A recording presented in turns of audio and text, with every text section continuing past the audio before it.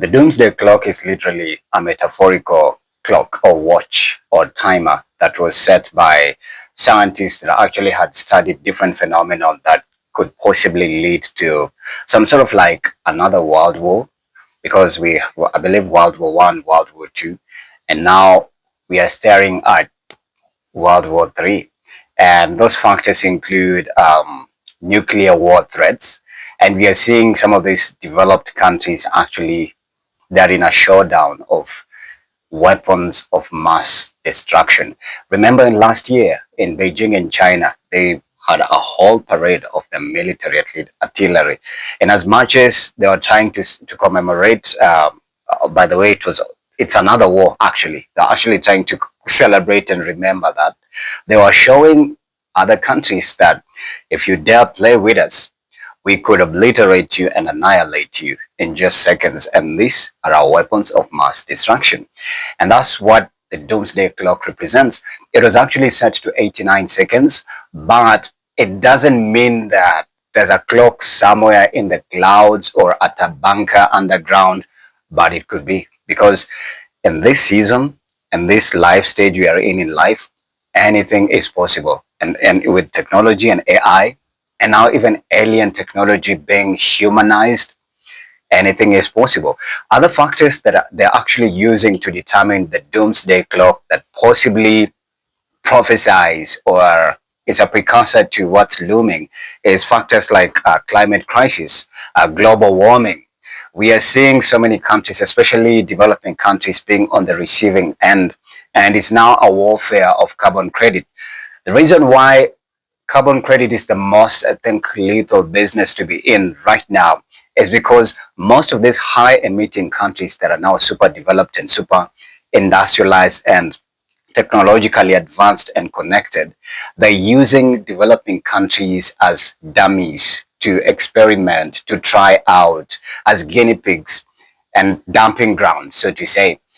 So highly affected countries are developing countries.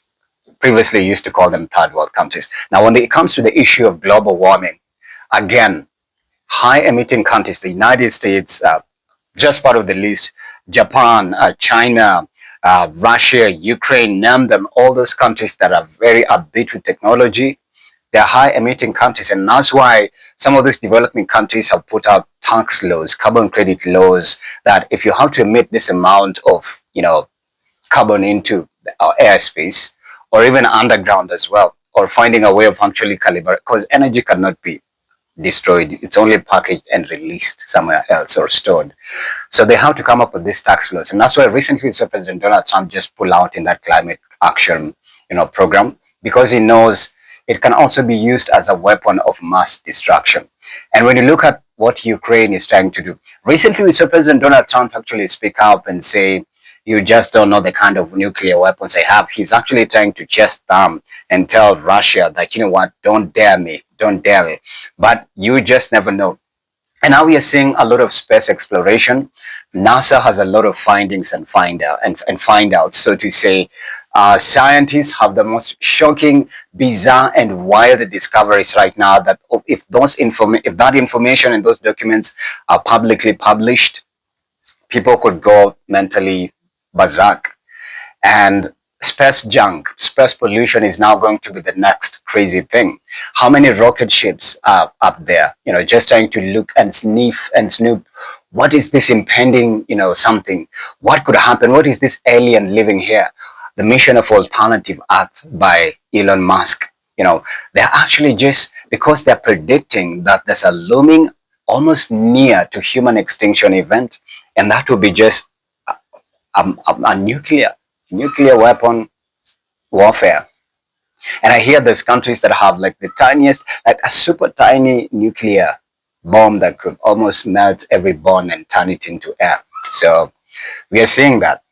Space pollution. The other day we just saw, I think it was last year, a debris from a rocket just fell near school and everything, and people in the neighborhood felt like the rapture had happened, the war was ended. There's as well another rocket material that fell in Ukambani, debris, space junk and pollution. It's just crazy because scientists are afraid something is coming. They can't put words to it. And that's why there's now underground bunkers. I hear there's one in the United States where the elites will escape and go to hide just in case this apocalyptic event is going to happen. I don't know if it's of aliens coming to Earth or who. So it's crazy. And that's why it's now being publicized, because they know we are closer to it. It was given 89 seconds, but that's just metaphorically said. So if you didn't understand what the doomsday clock is, I think I've a little bit just tried to paint to you a panoramic, vivid picture of what exactly entails in that, doomsday clock. It was originally said by Albert Einstein and other scientists as well. So you can read about it for more info.